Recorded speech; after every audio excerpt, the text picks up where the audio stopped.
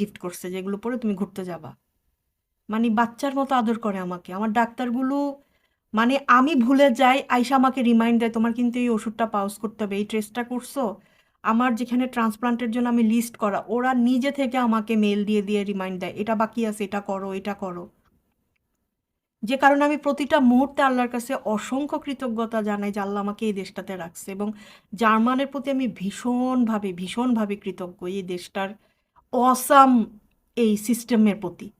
এবং আমার মেয়ে ও লেভেলে আউটস্ট্যান্ডিং রেজাল্ট করার কারণে মানে বাংলাদেশে ও মেডেল পাইছে, যে কারণে ওর স্কুল থেকে ওকে বলছিল যে ও চাইলে লন্ডনে স্কলারশিপ নিয়ে যেয়ে পড়তে যেতে পারে। আমি সেটা না করে দিছি। আমি বলছি না, ও জার্মানিতে পড়বে। কারণ আমি জানি জার্মান কি জিনিস, আমি জানি জার্মান কি দেশ। ওকে, সো ওর পুরো ফ্যামিলি কানাডায় থাকে। সেখানেও তার ফুপো বলছে যে তুমি কানাডায় আসতে পারো যেহেতু এত ভালো রেজাল্ট করছো, সেটাও আমি না করে দিছি। ওর মামা সুইজারল্যান্ডে থাকে, সেখানে কিছু কথা উঠে নাই, বাট ফিউচারে হয়তো সুইজারল্যান্ডে চাইলেও যাইতে পারে যেহেতু ওইখানেও জার্মান ভাষা চলে। আমি এক কথাই বলে দিছি না, জার্মানিতে আসতে হবে।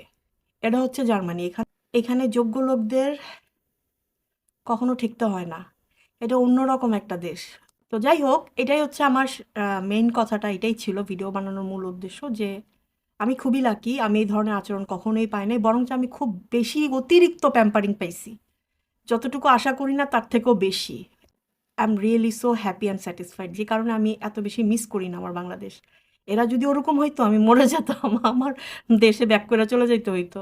কিন্তু না, ওরা অনেক বেশি কেয়ারিং লাগছে আমার কাছে। এখন কিছু কিছু জ্ঞানী লোক এসে বলতে পারেন যে আমি অসুস্থ তাই, no, not at all, not at all.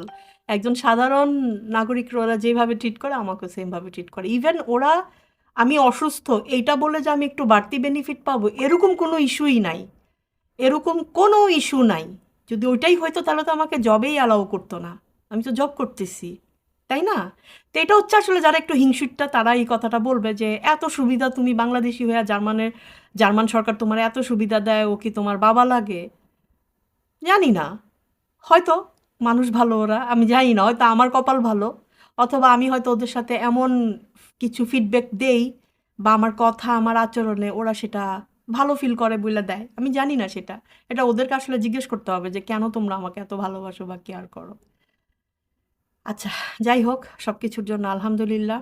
আপনারা যারা জার্মানিতে আসার জন্য ভাবছেন বা চেষ্টা করবেন, স্পেশালি যারা মেধাবী ডেফিনেটলি এটা একটা ভালো ডিসিশন, এবং একটা সময়ের পরে যা বুঝবেন যে আপনারা বেস্ট ডিসিশনটা নিয়েছিলেন।